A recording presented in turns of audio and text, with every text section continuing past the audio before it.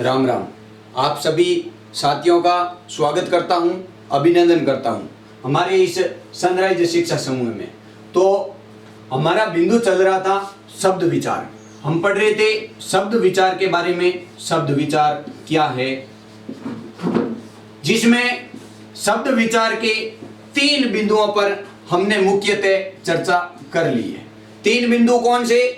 उत्पत्ति के आधार पे, व्युत्पत्ति के आधार पे और उसके बाद में अर्थ के आधार पर, जो हमने पिछले वीडियो में चर्चा की थी। अर्थ के आधार पर 2 भेद हमने जाने थे। 2 बिंदु थे अर्थ के आधार पे, 2 भाग थे जिनके बारे में हमने विस्तार से चर्चा की थी। एक था सार्थक और दूसरा था निरर्थक। अब सार्थक क्या होता है, निरर्थक क्या होता है? अर्थ के साथ में सार्थक था और बिना अर्थ के निरर्थक था। अब बिना अर्थ वाले तो शब्द होते नहीं है, और शब्द वही होते हैं जो अर्थ के साथ में होते हैं। जैसे कि पहले भी हम चर्चा में ले चुके हैं, हमने पहले भी बात की है, वर्णों का सार्थक योग शब्द कहलाता है। अब वर्णों का सार्थक योग होगा तभी शब्द बनेगा। फिर ये निरर्थक क्यों आया बिना अर्थ का? तो मेरे कहने का मतलब ये कि हम जब अपने विचारों को दूसरों के सामने प्रेषित करते हैं शीघ्रता से, मतलब जब अचानक से किसी बात को कहने के लिए जब किसी बिना अर्थ वाले शब्दों को सार्थक शब्दों के साथ प्रयोग करते हैं, वही निरर्थक शब्द कहलाते हैं। कैसे? जैसे कि उदाहरण के माध्यम से मैंने बताया, अगर आप मेरे घर आ ही गए हो तो चाय वाय पीकर जाओ। अब चाय तो मान लिया सार्थक शब्द है, एक पेय पदार्थ है, तरल पदार्थ है जिन्हें पदार्थ के रूप में काम में लिया गया है, लेकिन वाय क्या शब्द है? तो मेरे कहने का मतलब वो निरर्थक शब्द था और सार्थक के तुरंत बाद में निरर्थक शब्दों का प्रयोग किया जाता है। अगर करोगे तो भी ठीक, नहीं करोगे तो भी आपका सार्थक सही और उचित माना जाएगा। आज हम बात करेंगे इन्हीं के शब्द विचार के चौथे बिंदु के रूप में, जो है विकार के आधार पर। विकार के आधार पर। अब विकार के आधार पर कितने भेद होते हैं? तो विकार के आधार पर 2 भेद होते हैं। कौन कौन से? एक होता है विकारी और दूसरा होता है अविकारी। दूसरा होता है अविकारी। अब ये बात तो आप जान चुके होंगे, एक होता विकारी, एक होता अविकारी। लेकिन अपने मन में, अपने जहन में एक प्रश्न उठता है, किस प्रकार से कि ये विकारी होता क्या है? विकार के आधार पे 2 भेद तो ले लिए, लेकिन ये विकार होता क्या है? तो आज हम ये जानेंगे कि विकार के आधार पे 2 भेद होते हैं, लेकिन विकार होता क्या है। तो देखिए, मेरे कहने का मतलब प्रश्न उठना भी चाहिए और इन प्रश्नों के हमें जवाब मिलने भी चाहिए। क्यों? क्योंकि जब किसी चीज का हम शोध नहीं निकालेंगे, जब किसी चीज के बारे में हम विस्तार से इच्छुक रूप से जानने की इच्छा प्रकट नहीं करेंगे, जाहिर नहीं करेंगे, तब तक हमें कैसे पता चलेगा कि इनका अर्थ क्या होता है। देखिए, मानो ये मार्कर है, एक पेन है, इस पेन में हमने सही डाली, इस पेन में इस निपल को आगे लगाए रखा, तब तक ये सुरक्षित रहा, और इनमें से निपल निकाल दिया, फिर इसके बाद में ये सूख जाएगा। जब इसको बोर्ड में उपयोग लेंगे चलाने के लिए, तब ये नहीं चल पाएगा। क्यों नहीं चल पाएगा? क्योंकि इसमें सही सूख गई। तो उनका हम कारण जानेंगे, क्यों सूख गई, इसका क्या कारण हुआ, तब हमें अंत में जाके परिणाम ये मिलता है कि इसका हमने ये निपल बंद नहीं किया था। उसी प्रकार से इस विकार का अर्थ जानने के लिए हमें यत्न करना पड़ेगा। अब क्या यत्न करना पड़ेगा? विकार का मतलब बदलाव। अब क्या बदलाव होता है? या आप कह सकते हो रूप परिवर्तन। क्या रूप परिवर्तन होता है? बदलाव या क्या रूप परिवर्तन होता है? अब ये बात जाननी हमारे लिए बेहद आवश्यक हो गई। बदलाव किसे कहते हैं, रूप परिवर्तन किसे कहते हैं, विकार, ये सारे पर्याय शब्द है, इस विकार के ही पर्याय शब्द है। लेकिन होते क्या है ये बदलाव किस प्रकार से होते हैं इन शब्दों में, विकारी और अविकारी में? अब ये तो समझ गए होंगे विकारी किसे कहते हैं, अविकारी किसे कहते हैं। क्यों? क्योंकि शब्द पकड़ने के माध्यम से विकार जो बदलाव और परिवर्तन, और विकारी जिसमें बदलाव और परिवर्तन होता है, वो तो विकारी होते हैं। और ए उपसर्ग जुड़ा हुआ है विकारी के आगे, ए का मतलब होता है नहीं, और जिसमें बदलाव नहीं होगा वह अविकारी होगा। ये बात तो आप जान गए होंगे। लेकिन बदलाव होता किस प्रकार से है, वे क्या शब्द हैं जिनमें बदलाव हो जाता है? तो बदलाव की कितनी इकाइयां ली गई है? 4 इकाइयां हमारी हिंदी भाषा में ली गई। कौन कौन सी? अब मानो आप पहले भी पढ़ चुके हो संज्ञा, उसके बाद में आपने पढ़ा था समास, फिर पढ़ा था उपसर्ग, फिर पढ़ा था प्रत्यय। वो तो शब्द निर्माण की इकाइयां थी, और ये परिवर्तन की इकाइयां हैं। अब परिवर्तन की कौन कौन सी इकाइयां हैं? परिवर्तन की पहली इकाई की बात करें तो लिंग के आधार पर इसमें बदलाव होता है। अब लिंग के आधार पर इसमें कौन सा बदलाव होता है, ये भी प्रश्न उठता है। दूसरी इकाई ली गई है, पहले हम इकाइयों के बारे में जान लेते हैं। दूसरी इकाई इसमें ली गई है, पहला लिंग था तो दूसरा इसमें आएगा वचन। क्यों जी, वचन क्यों आएगा? क्योंकि वचन से ही इसमें बदलाव होता है शब्द में। अब क्या बदलाव होता है वो भी जानेंगे, देखना। अब तीसरे नंबर पे क्या लेंगे, लिंग हो गया, वचन हो गया, उसके बाद में इसमें बदलाव होता काल के आधार पर। फिर किसके आधार पर बदलाव होता? चौथी इकाई कौन सी है? तो चौथी इकाई है, इसमें कारक के आधार पे भी क्या होता है, बदलाव होता है। अब इनके आधार पे इनमें कैसे बदलाव होता है यह जानना बेहद आवश्यक है। अब जानेंगे विकार के आधार पे इनमें बदलाव कैसे होता है। हम बात करेंगे एक नंबर लिंग के आधार पे कैसे बदलाव होता है, जैसे कि इन चारों के आधार पे बात करेंगे, लेकिन सबसे पहले लिंग के आधार पे किस प्रकार रूप परिवर्तित होता है, किस प्रकार बदलाव होता है। तो देखिए लिंग के आधार पे एक उदाहरण के माध्यम से समझते हैं कैसे शब्दों में विकार आता है, कैसे शब्दों में बदलाव होता है। मान लो उदाहरण ले लिया छात्र, क्योंकि आपको पता है लिंग कितने प्रकार के होते हैं, हिंदी में दो प्रकार के होते हैं, एक होता है पुल्लिंग, तो दूसरा कौन सा होता है, स्त्रीलिंग। अब ये छात्र शब्द है वो हमारे सामने पुल्लिंग के रूप में है। अब इसमें विकार रूप परिवर्तित करना, इसमें बदलाव लाना है, तो हम इसको क्या कर लेंगे, स्त्रीलिंग कर लेंगे। तो क्या हो जाएगा, छात्र का छात्रा। ये भी शब्द है और ये भी क्या है, शब्द है। अब इस शब्द से इस शब्द को बनाने के लिए हमने क्या किया, रूप परिवर्तित किया, इसमें विकार लाए, इसमें बदलाव किया।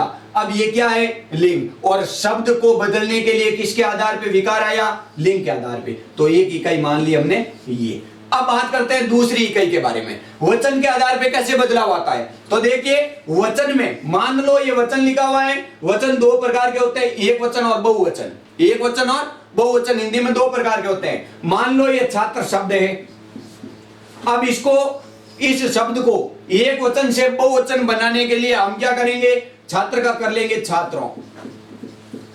अब छात्रों करते ही इस छात्र से इस शब्द को, इस शब्द से इस शब्द को बनाने के लिए हमें रूप परिवर्तन करना पड़ा, हमें इसमें बदलाव लाना पड़ा। ये छात्र था और इसके पीछे ओ की मात्रा जुड़ गई, है शब्द ही, लेकिन इसमें परिवर्तन हो गया, ये एक वचन था ये बहुवचन हो गया। अब एक वचन बहुवचन किसके होते हैं, वचन के होते हैं। और वचन के आधार पे दूसरे रूप में दूसरी इकाई हमें मिल गई और परिवर्तन हो गया। तो एक इकाई मिल गई लिंग के रूप में और दूसरी मिल गई वचन के रूप में। अब बात करते हैं काल के आधार पे, इनके बारे में विस्तार से चर्चा करेंगे जब ये बिंदु हमारे सामने निकल करके आएंगे। अभी केवल विकार परिवर्तन का एक आधार माना है, एक आधारभूत संरचना या आधारभूत ढांचा तैयार करने के लिए हमें केवल इनकी ओर अपना ध्यान इंगित करना है। कैसे ध्यान इंगित, मान लो आप इतिहास पढ़ते हो, एक उदाहरण के माध्यम से बता रहा हूं, आप इतिहास पढ़ते हो, इतिहास में जो दो सभ्यताएं आप पढ़ते हो, मान लो पहली सभ्यता आप पढ़ते हो सिंधु घाटी सभ्यता, सिंधु घाटी सभ्यता, और दूसरी आप पढ़ते हो वैदिक सभ्यता। अब सिंधु घाटी सभ्यता की बात करें, मैं एक उदाहरण के माध्यम से आपको समझा रहा हूं। सिंधु घाटी सभ्यता की बात करें तो सिंधु घाटी सभ्यता में क्या होता है, सिंधु घाटी सभ्यता में पुरानी जो चीजें थी उनका न तो हमें कोई लेखन मिला, न उनके बारे में ऐसी कोई हमें प्रमाण मिला जिनकी वजह से हम कह सकते हैं कि हाँ ये चीज हमें मिली सबूत के रूप में, और उनके माध्यम से हम बता सकते हैं कि ये उस जमाने में ये कार्य चलते थे, ऐसे लोग होते थे, ऐसी बातें होती थी, क्योंकि हमें लेखनी के रूप में वहां से कुछ नहीं मिला।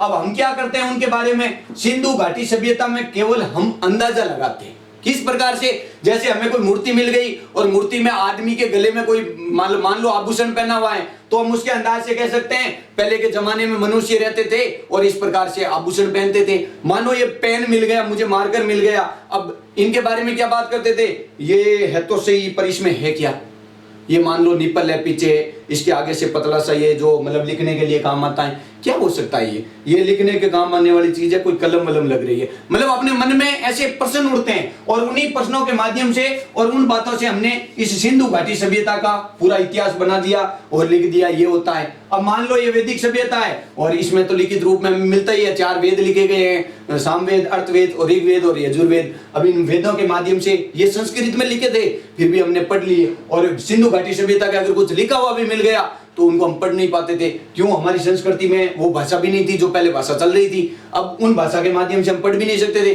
तो मेरे कहने का मतलब इन सारी बातों को जब हमारे मन में जानने की इच्छा होगी, जब जागरूकता होगी, तब भी हमें ये सारी चीजों की गहनता से अध्ययन करने पर हमें पता चलेगा कि ये चीजें होती क्या है। अब हम बात करते हैं अगले बिंदु पे। जस्ट हमने वचन के बाद में काल के ऊपर, काल के आधार पे किस प्रकार से परिवर्तन होता है। तो काल के आधार पे परिवर्तन करने के लिए मान लो, जैसे कि उदाहरण ले लिया, राम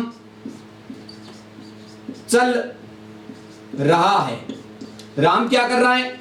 चल रहा है। तो ये वर्तमान काल है, राम अभी चल रहा है। अब मान लो इसमें आ गया राम चला गया, या राम चला जाएगा, मतलब आगे आने वाले भविष्य काल में जाएगा। अब इनमें कैसे परिवर्तन हुआ, कैसे विकार आया? राम वही है, काम वही कर रहा है, सारी बातें वही की वही है, लेकिन केवल परिवर्तन क्या आया? काल का परिवर्तन आया। अभी हो रहा है, आगे हो रहा है, यही परिवर्तन है। और इसमें जो विकार और जो बदलाव, जो परिवर्तन हुआ, वो हमें काल के आधार पे शब्द में परिवर्तन के रूप में दिखाई दिया, और हमने तीसरा इकाई इसको मान लिया। अब बात करते हैं कारक के आधार पे कैसे परिवर्तन होता है। तो कारक आपने पढ़ रखे होंगे या नहीं पढ़ रखे होंगे, नहीं पढ़े तो भी हमारे जब कारक का बिंदु आएगा तब हम विस्तार से बात करेंगे, लेकिन अभी केवल बदलाव और परिवर्तन की बात चल रही है, इन पे ही हमारा ध्यान केंद्रित करेंगे। तो आपको पता है कारक कितने प्रकार के होते हैं? 8 प्रकार के। कर्ता ने कर्म को करण से सपादान के लिए अपादान से अलग होने पर संबोधन, अधिकरण और उसके बाद में संबंध। अब मैं केवल उन बातों पे नहीं जाऊंगा कि आपको आठों के आठों कारक लिखा के समझाऊंगा। मेरा उद्देश्य केवल रूप परिवर्तन पर है, और रूप परिवर्तन की ही बात करेंगे। कैसे? मान लो कर्ता ने कर्म को करण से, ये 3 हमने कारक लिए। ये क्या किया? हमने कारक लिए। 3 कारक क्यों लिए? क्योंकि हमें केवल रूप परिवर्तन देखना, किस प्रकार से रूप परिवर्तन होता है। 3 कारक लिए। कर्ता ने कर्म को करण से, तो ये कर्ता, कर्म, करण, ये क्या है? ये तो कर्म संख्या हो गई। ये क्या है? तो यही तो कारक है। ये क्या है? ये कारक है। उसके बाद में ये कारक है। तो ने, को, से, ये क्या है? इनको आप कारक चिन्ह कह सकते हो, कारक की विभक्ति कह सकते हो, या इनको क्या कह सकते हो? परसर्ग भी कह सकते हो। कारक चिन्ह, कारक विभक्ति, कारक चिन्ह या कारक विभक्ति भी कह सकते हो, या कारक का परसर्ग भी कह सकते हो। इनको विभक्ति, चिन्ह या परसर्ग कुछ भी कह सकते हो, मतलब ये इनके पर्याय शब्द है। अब बात करते हैं इनमें किस प्रकार से बदलाव होता है। तो देखो, बदलाव की बात करें तो हम एक उदाहरण के माध्यम से समझेंगे। किस प्रकार से उदाहरण लेंगे? देखो, सोहन ने मोहन को पत्र लिखा। लिया, सोहन ने मोहन को पत्र लिखा। अब सोहन ने मोहन को पत्र लिखा, ये उदाहरण है। मान लो इसमें हमें कारक का परिवर्तन करना है, क्योंकि 4 इकाइयां ली, 3 इकाइयां हमें मिल गई, चौथी इकाई के बारे में बात चल रही है कि भाई कारक के आधार पे परिवर्तन कैसे होता है। तो कारक के आधार पे परिवर्तन में हमने उदाहरण लिया, सोहन ने मोहन को पत्र लिखा। अब ये बात आप समझ गए होंगे। अब इसमें बात करते हैं, ये हो गया कर्ता, ये हो गया कर्म। लो जी, ये कैसे हुआ? ये कर्ता किस प्रकार से हुआ, ये कर्म किस प्रकार से हुआ, तो ये बात भी जाननी जरूरी। तो ने विभक्ति लगी हुई है, वो किसके सामने? कर्ता के सामने। को विभक्ति है, किसके सामने? कर्म के सामने। अब ने से पहले क्या लिखा हुआ है? सोहन, तो सोहन क्या हो गया? कर्ता। अब को विभक्ति के पहले क्या लिखा हुआ है? मोहन, तो मोहन क्या हो गया? कर्म हो गया। अब ऐसे नहीं पहचान सकते तो ऐसे भी पहचान सकते हो कि सोहन ने, काम कौन कर रहा है? कर्ता कौन है? काम करने वाला ही करता है, तो कर्ता सोहन है। क्यों? पत्र लिखने का काम कौन कर रहा है? सोहन कर रहा है। अब किसको कर रहा है? आगे जाके पढ़ेगा कौन? मोहन पढ़ेगा, तो कर्म कौन हो गया? मोहन हो गया। तो मेरे कहने का मतलब, किसको लिख रहा है? मोहन को, मोहन कर्म हो गया। सोहन करता है, क्यों? लिखने वाला वो है। अब इसमें परिवर्तन कैसे होगा कि सोहन मोहन को जब पत्र लिखेगा तब मोहन को सोहन को वापस जवाब देना भी जरूरी होगा, क्योंकि पत्र पढ़ करके वो भी चुप नहीं बैठ सकता, उनको जवाब देना जरूरी। और जवाब देने के लिए वो क्या करेगा? मोहन ने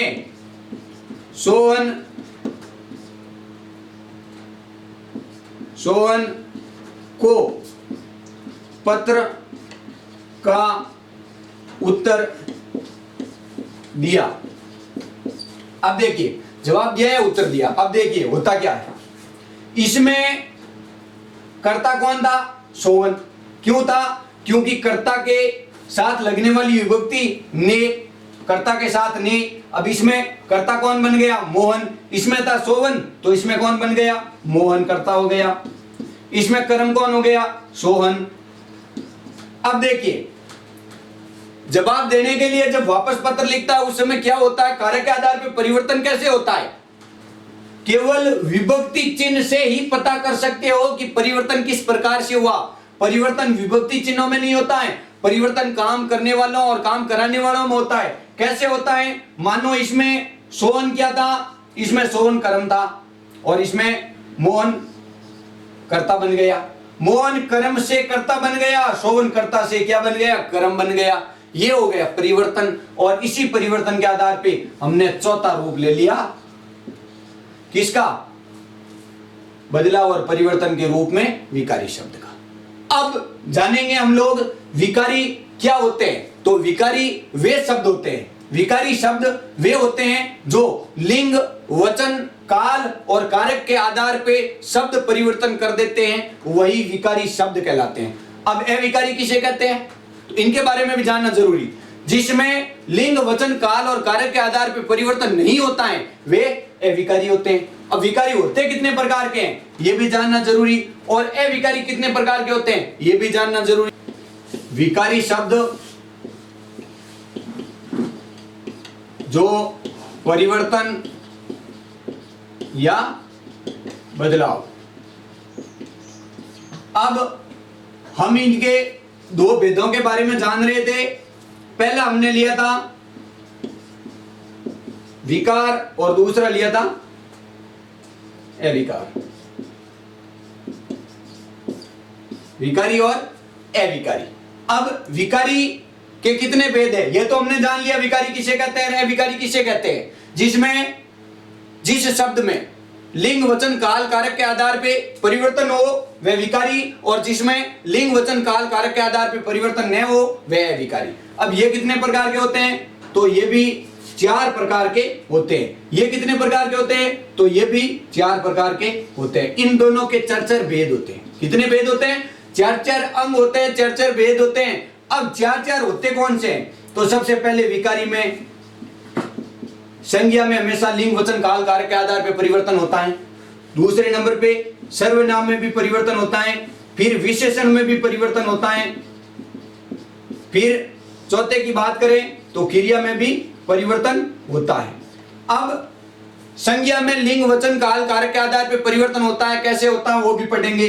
सर्वनाम में परिवर्तन होता है, लिंग, वचन, काल, कारक के आधार पर कैसे होता है वो भी पढ़ेंगे। विशेषण में भी परिवर्तन होता है, कैसे होता है वो भी पढ़ेंगे। क्रिया में भी परिवर्तन होता है, कैसे होता है वो भी विस्तार से पढ़ेंगे। अब इनमें कौन कौन से आते हैं? अविकारी में, जिनमें लिंग, वचन, काल, कारक के आधार पर परिवर्तन नहीं होता है। तो सबसे पहले क्रिया विशेषण में कभी परिवर्तन नहीं होता है, क्रिया विशेषण में। दूसरे की बात करें तो दूसरे नंबर पे अविकारी का एक दूसरा नाम है जिसे अवयव भी आप कह सकते हैं। इनका एक दूसरा नाम है जिन्हें अवयव भी आप कह सकते हैं। अब देखिए अविकारी में दूसरा कौन सा रूप है? जो है संबंध बोधक अवयव। इसके बाद में समुच्चय बोधक अवयव। फिर चौथा कौन सा है? विस्मयादि बोधक अवयव। विस्मयादि बोधक अवयव।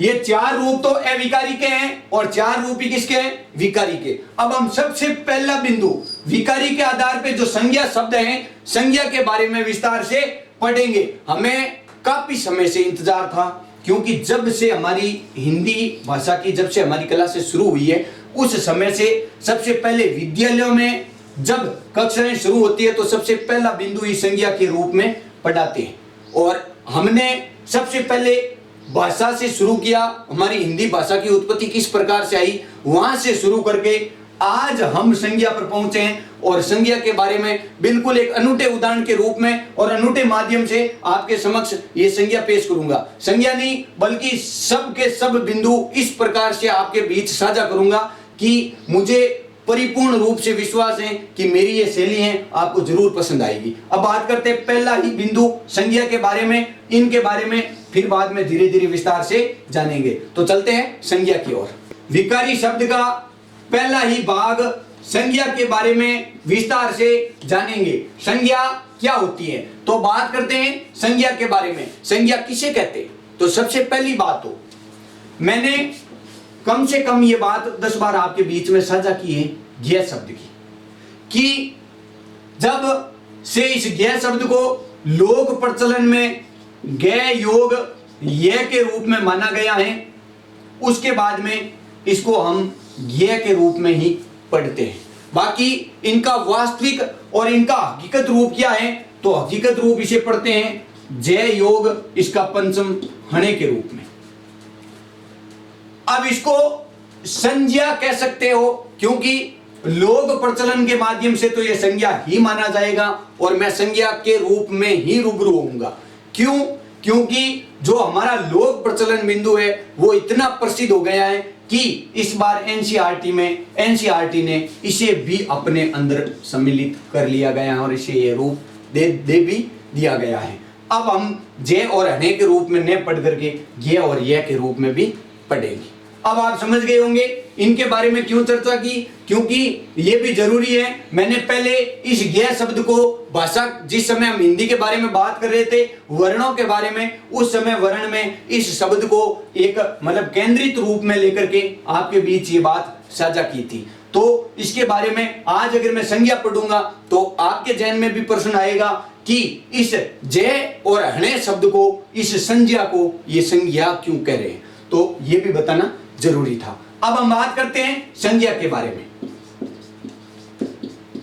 सबसे पहले संज्ञा की परिभाषा, क्यों? क्योंकि किताब में सबसे पहले संज्ञा की परिभाषा ही दी हुई होती है, तो परिभाषा पढ़नी जरूरी है। नहीं, हम परिभाषा न पढ़ते हुए इस बिंदु की गहराई में जाएंगे कि यह संज्ञा है क्या, इसे संज्ञा क्यों कहा गया। आप लोग सभी जानते हो, प्रैक्टिकली तौर पे आपको बता दूं कि इस संसार में, इस दुनिया में, इस भव में, इस लोक में विचरण करने वाले, चाहे गतिशील हो, चाहे चलायमान हो, चाहे सजीव हो, चाहे निर्जीव हो, कैसे भी हो, चाहे वस्तु हो, चाहे इंसान हो, कैसे भी हो, सारी उन वस्तुओं का, सारे उन आदमियों का अपना अपना नाम है। आपके शहर में हजारों प्रकार की वस्तुएं हैं, अनेकों प्रकार के लोग विचरण करते हैं, रहते हैं। प्रत्येक आदमी को आप भी नहीं जानते, हाँ नहीं जानते आप, फिर भी उसका क्या है, नाम है अपने स्तर पर। उनके परिवार वालों ने उनको नाम दिया है और वही नाम क्या कहलाता है, संज्ञा।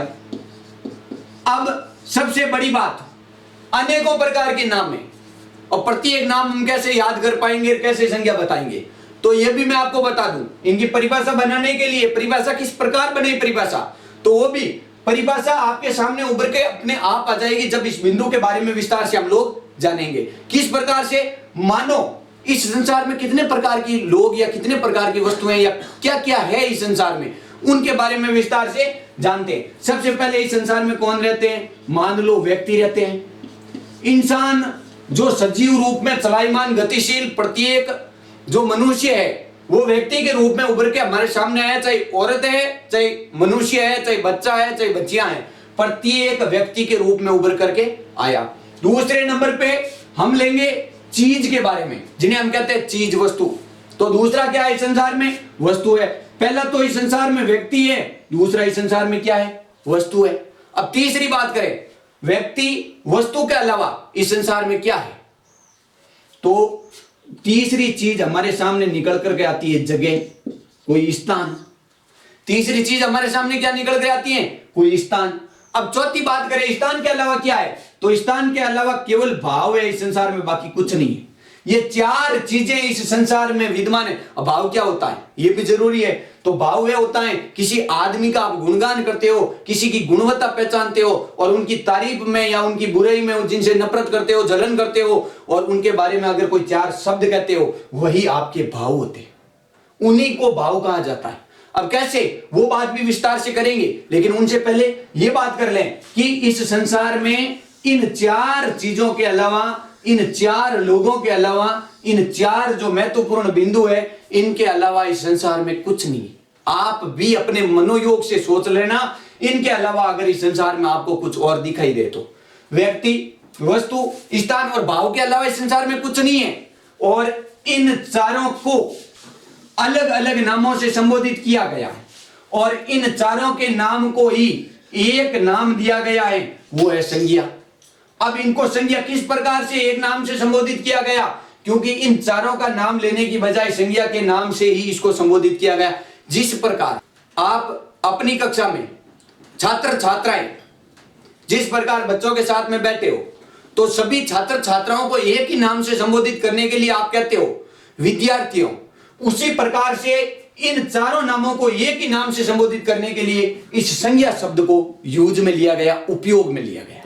यह बात आप जान चुके होंगे।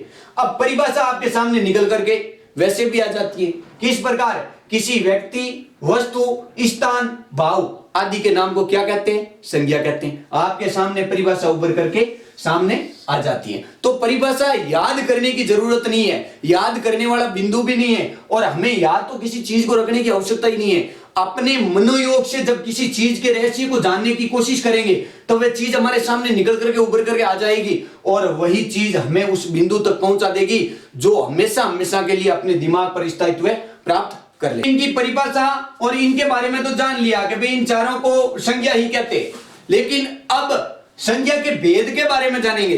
तो संज्ञा के भेद किस प्रकार से उभर करके हमारे सामने आएंगे, वो भी बात जरूरी है। तो इनको अलग अलग भागों में विभक्त करने के लिए, इनको अलग अलग भागों में बांटने के लिए, इनको अलग अलग भागों में बांटने के लिए जो इनके भागों के बारे में चर्चा करेंगे वो बहुत ही जरूरी है। अब बात करते हैं इनके बारे में कि इनको कितने भागों में विभक्त किया गया है। तो मूलतः या मुख्यतः आप कह सकते हो, मूलतः या मुख्यतः, मुख्यतः या मूल रूप से संज्ञा के कितने भेद हैं, दो भेद हैं। अब यह बात भी आपके दिमाग में बड़ी विचलित करने वाली है। क्यों? क्योंकि दो रूप तो आपने कभी सुने भी नहीं।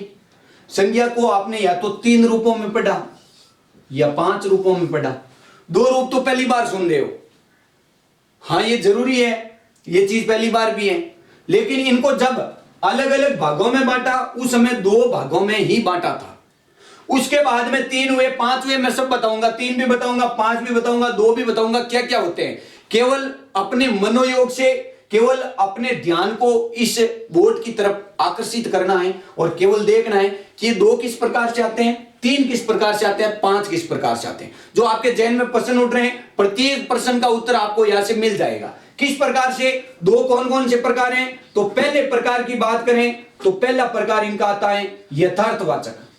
अब ये यथार्थवाचक क्या होता है, ये तो पहली बार सुन रहे हैं, कोई बात नहीं, इसका भी आपको उत्तर मिल जाएगा। और दूसरा रूप जो हमारे सामने निकल करके आता है वो है भाववाचक। हाँ जी, ये तो हमने सुना था। भाववाचक तो आम बात है, हम जब भी संज्ञा पढ़ते हैं इनके बारे में हमारे सामने जिक्र होता है, लेकिन ये यथार्थवाचक क्या होता है, इनके बारे में कभी जिक्र नहीं हुआ। तो बात करते हैं यथार्थवाचक के बारे में। यथार्थवाचक क्या होता है, तो देखिए यथार्थवाचक, वाचक का मतलब क्या होता है, सबसे पहले ये भी जरूरी जी, मेरे सामने ये उभर करके आया। वाचक का मतलब क्या होता है, वाचक का मतलब होता है बताने वाला। अब क्या बताने वाला, कि भाई ये वस्तु है, व्यक्ति है, स्थान है, भाव है, क्या है, उनके बारे में बताने वाला, और वही बताने वाले को वाचक कहा गया। अब ये तो नहीं बता कह सकते यथार्थ बताने वाला, तो इनको वाचक शब्द के रूप में, ये पर्याय शब्द है बताने वाले का, वाचक, और इसे उपयुक्त किया गया है। अब बात करते हैं यथार्थ का मतलब। यथार्थ क्या होता है, भाव का मतलब तो जब हम दूसरा बिंदु पढ़ेंगे तब हम पता करेंगे, अभी केवल हमारा ध्यान यथार्थ पर लगा हुआ है। यथार्थ क्या होता है, तो यथार्थ का मतलब होता है दृश्य, यथार्थ का मतलब क्या होता है? दर्शीय। दर्शीय का मतलब जकी अपन दिखे, बिन के मतलब दर्शीय, या आप इनका ही कह सको वास्तविक, या आप इनका ही कह सको, इन कह सको पारदर्शी, और क्या कह सकते हैं इनको? और कह सकते हो आप इनको मूर्त। मैं आपको सीधा सीधा बता देता हूं कि होता क्या है। मान लो आप जब किसी चीज को याद करते हो, मान लो आपने याद किया पुस्तक को, आपके सामने आ गया पुस्तक शब्द। जब आपके सामने पुस्तक शब्द आया, उस समय आपके मानसिक पटल पर, आपके इस मस्तिष्क पर, आपके दिमाग पर एक चित्र उभर करके सामने आता, मूर्त के रूप में, वास्तविक, दर्शीय, मूर्त, पारदर्शी, एक चित्र उभर करके आता है। अब चित्र कैसा उभर के आता है?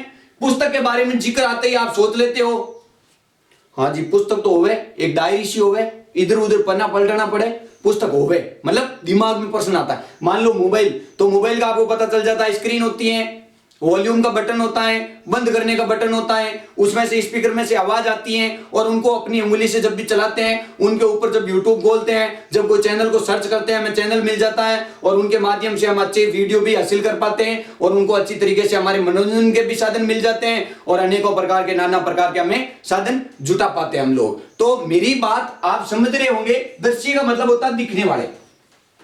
जब हम किसी वस्तु, किसी स्थान या किसी व्यक्ति के बारे में जब बात करते हैं, तो उनका हमारे मानसिक पटल पर जब जो चित्र उभर करके आता है, वह तो होती है यथार्थवाचक। वह क्या होती है? यथार्थवाचक। तो भाववाचक क्या होती है? भाववाचक होती है अदर्शीय, अपारदर्शी, अवास्तविक,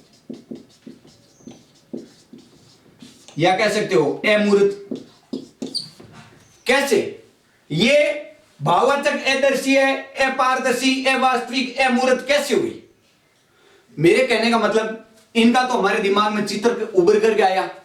मान लो आप कह दोगे मैं मेरे माता पिता से प्रेम करता हूं।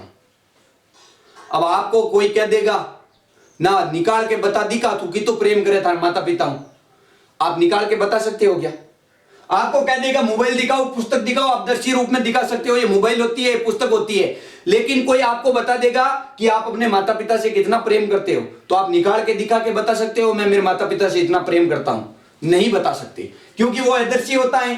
प्रेम अदर्शी होता है। जब कोई घृणा करता है, नफरत करता है, ईर्ष्या करता है, जलन होती है, वे सारे के सारे ईमानदार, सुंदर, बहुत मोटो ताजो, मतलब हमारी भाषा में वो सारे के सारे क्या होते हैं? अदर्शी होते हैं।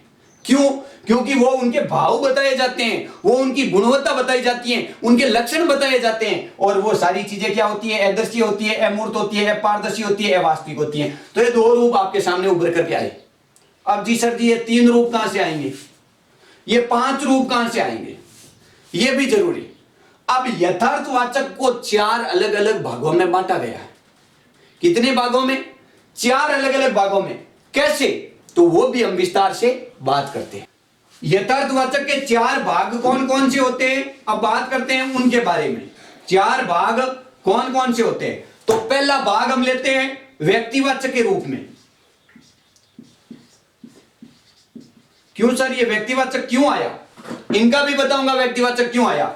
उसके बाद में व्यक्ति के बाद में दूसरा निकल करके आता है जातिवाचक के रूप में।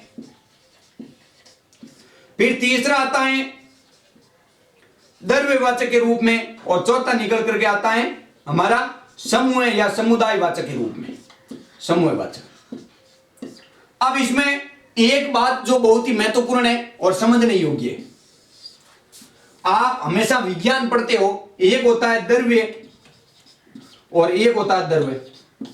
अब इन दोनों में अंतर क्या है, यह भी जानना बहुत जरूरी है। इन दोनों में अंतर क्या है? एक होता है द्रव्य और एक होता है द्रव्य। अब द्रव्य क्या होता है और द्रव्य क्या होता है? तो द्रव्य में तो तीनों अवस्था पाई जाती है। तीनों अवस्था, अब तीनों अवस्था का मतलब हम समझे नहीं सर, कोई बात नहीं। द्रव्य को कहते हो आप पदार्थ, क्या कह सकते हो? पदार्थ कह सकते हो। द्रव्य को पदार्थ के रूप में काम में ले सकते हो। पदार्थ कैसे? मानो चाहे ठोस में हो, चाहे द्रव्य में हो, चाहे गैस में हो, तीनों अवस्था से किसी भी रूप में हो, वह हमेशा पदार्थ ही कहलाता है। चाहे लोहो लेवो, चाहे सोनो लेवो, चाहे चांदी लेवो, चाहे तेल लेवो, चाहे घी लेवो और चाहे दूध लेवो, की भी लेवो, जबकि गणनाली, किलोली, नापाली, लीटराली, मिलीलीटराली, केड़ी भी चीज को में लेवो, वह हमेशा पदार्थ में ही आया करे। आ चीज आप समझ गए बोला। अब बात करो द्रव्य के वे। द्रव्य को मतलब है तरल। द्रव्य को मतलब क्या है? तरल। तरल कहीं हुए जगह खाली पौड़ी बेउनाला आपरो निश्चित आकार नहीं घेर पावे, बोलो निश्चित आकार नहीं हुआ करे।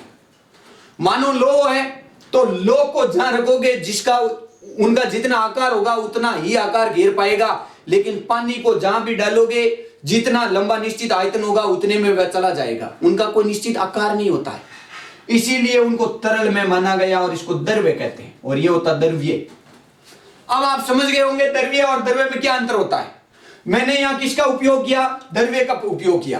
क्यों किया? क्योंकि इसमें तीनों ही अवस्था पाई जाएगी। समझ गए? इसको पदार्थ के रूप में काम में लेंगे। अब हम बात करते हैं व्यक्ति क्या होता है, जाति क्या होता है। क्यों द्रव्य तो आप समझ गए होंगे, क्योंकि ये मोस्ट और इंपोर्टेंट था, इसीलिए थोड़ा इनको पहले इंगित कर लिया हमने। बात करेंगे समूह की।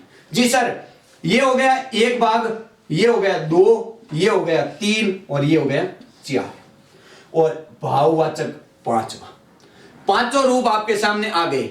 अब जी तीन कैसे बनेंगे वो भी बहुत जरूरी है।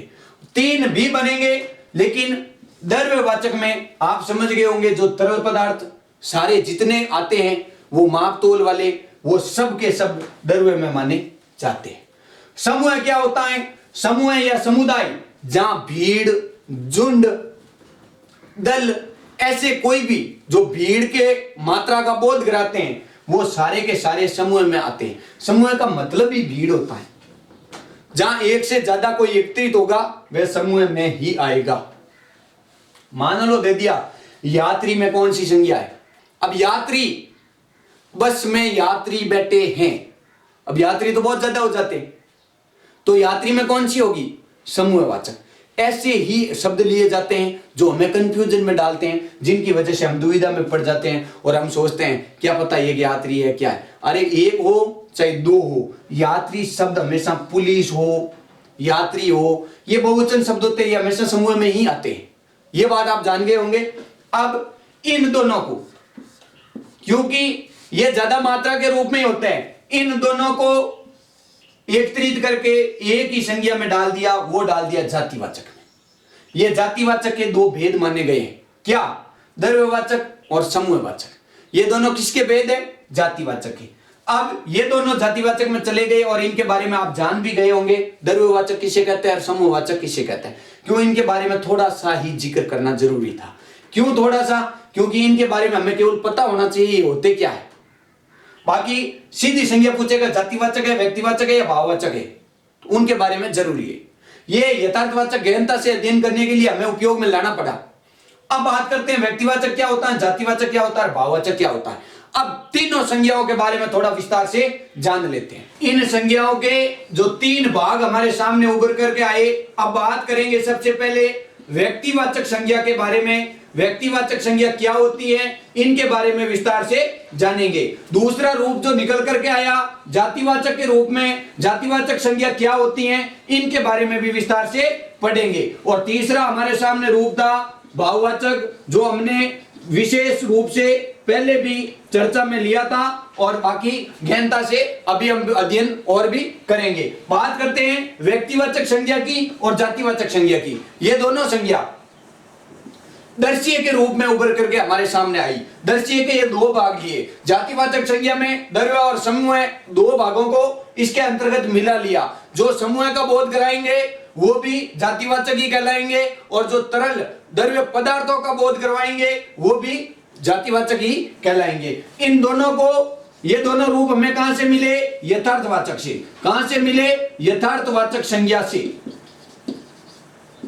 तो दो रूप हमने लिए थे, यथार्थवाचक और भाववाचक। उनमें यथार्थवाचक से ये दो रूप मिले थे हमें, और इन दो में जातिवाचक में दो रूप और मिले थे। इस प्रकार से 5 प्रकार हुए थे।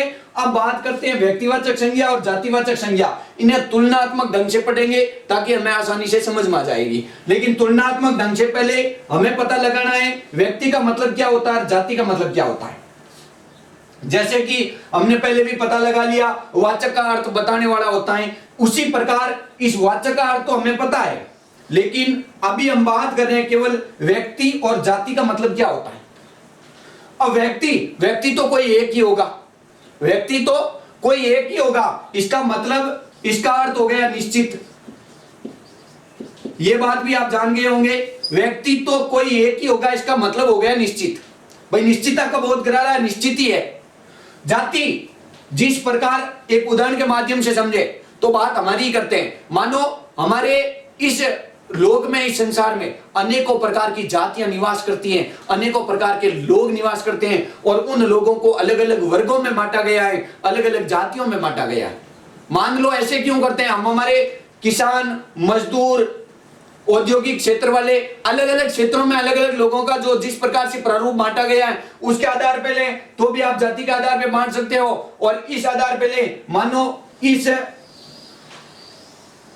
एक गांव की बात कर लेते हैं। पृथ्वी, धरती बहुत बड़ी हो जाती है, गांव की बात करते हैं। एक गांव में मान लो 6 अलग अलग जातियां निवास करती है। अब इसमें अलग अलग जातियां अलग अलग प्रकार से निवास करती हैं और इनका अलग अलग समूह है, अलग अलग नामों से इनका उच्चारण करते हैं, और एक जाति में अनेकों प्रकार के लोग रहते हैं, इसलिए इसे जातिवाचक संज्ञा कहते हैं। ये जाति का बोध कराते हैं। मान लो 10 आदमी है तो क्या उस जाति के है वो, मान लो ये कुमार जाति के हैं तो इसको ले लिया कुमार। मान लो ये 20 लोग खड़े हैं और ये है सुतार जाति के तो इनको कर लिया सुतार। मान लो ये 25 है और गुर्जर जाति के हैं, इनको कर लिया गुर्जर। मान लो ये 50 लोग एकत्रित हुए और इनकी जाति हमें मिली है, मान लो पटेल, तो इनको कह दिया पटेल। मान लो ये 100 लोग खड़े हैं और ये जाट जाति के तो इनको ले लिया जाट। अब आप समझ रहे होंगे इनमें बहुवचन की मात्रा, अनिश्चितता की मात्रा हमें दिखाई देती है। अनिश्चितता की कैसे, जैसे कि कुमार जाति में कितने लोग हैं, सुतार में कितने हैं, गुर्जर में कितने हैं, पटेल में कितने हैं और जाट में कितने हैं। आप ऐसे भी कह सकते हो व्यक्ति में, लेकिन व्यक्ति है तो निश्चित ना, है व्यक्ति ही, मतलब एक व्यक्ति है, 2 व्यक्ति, कितने भी है तो निश्चित ना। तो निश्चितता का बोध कराते हैं वे व्यक्तिवाचक, और जो अनिश्चितता का बोध कराते हैं वे जातिवाचक। ये बात तो केवल एक संकेत, एक समझने का माध्यम था। अब बात करेंगे हम इनकी विस्तार से, जो परिपूर्ण रूप से ये दोनों दृश्य में है, हमें पहचान कैसे होगी। तो हमें ये तो पहचान हो गई कि निश्चितता का और अनिश्चितता का बोध कराते हैं, वह निश्चितता का बोध कराने वाली तो व्यक्तिवाचक और अनिश्चितता का बोध कराने वाली जातिवाचक। लेकिन बात यह बनती है कि जब हमने परिभाषा लिखी थी उस समय इस संसार में कौन कौन सी चीजें हैं इनके बारे में बात की थी। तो 1 नंबर पे हमने कहा व्यक्ति रहते हैं इस संसार में। फिर हमने बात की इस संसार में वस्तु, चीजों के बारे में बात की। फिर हमने स्थान, जगह के बारे में बात की। फिर हमने 4थे नंबर पे भाव के बारे में बात की। अब 3 चीजों को दृश्य के रूप में लिया और एक चीज को हमने अदृश्य के रूप में लिया। भाव हमेशा अदृश्य में होता है, तो ये 3 चीजें तो इनमें काम आएगी।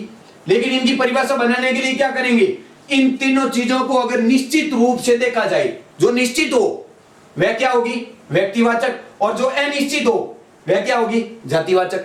अब व्यक्ति, वस्तु, स्थान की निश्चितता का बोध कराते हैं वे व्यक्तिवाचक संज्ञा, और वस्तु, व्यक्ति, वस्तु, स्थान जिनकी अनिश्चितता का बोध कराते हैं जातिवाचक संज्ञा।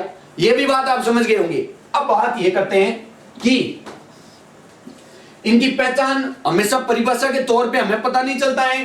परिभाषा के माध्यम से कभी व्यक्तिवाचक और जातिवाचक संज्ञा की हमें पहचान नहीं होती है। इनकी पहचान करने के कुछ अच्छे जो लॉजिक, अच्छे नियम है, मैं उनके बारे में थोड़ी विस्तार से चर्चा में लाना चाहूंगा। बात करते हैं मानो इनकी सबसे महत्वपूर्ण भूमिका क्या होती है। व्यक्तिवाचक संज्ञा के बारे में सबसे पहले बात करते हैं। तो इनका पहला ही नियम, ये हमेशा क्या होती है, निश्चित होती है। चलो जी, इनको क्या ले लिया, निश्चित ले लिया। दूसरी इनकी सबसे बड़ी बात, ये सदैव एक वचन में होती है।